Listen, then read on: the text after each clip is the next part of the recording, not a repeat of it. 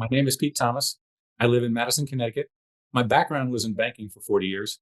I worked with some of the largest orthopedic practices in Connecticut and a few of the universities in Connecticut as their banker, lender. In my experience, I helped them build 20, 30, 100,000 square feet buildings. So I understood construction from the lending perspective, but I didn't understand finding, funding, and flipping. And that's why we went, as I got closer to retirement, we went to a training that was offered by Tim and some of his affiliates. We went there with knowledge of what we wanted to do in general, but what Tim provided to us were the specifics.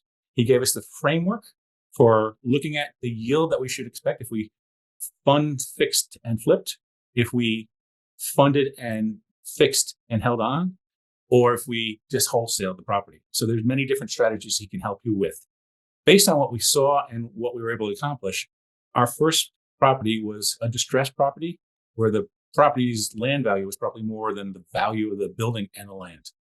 We fixed that up in 2019, and we got a 20% return on a 1-year project. In 2020, we did a bigger project. It was a 3,200 square foot building, and it was not distressed. It had flood damage. But we went through that process, and we came out selling that property within 6 months and having an annual yield of 57%.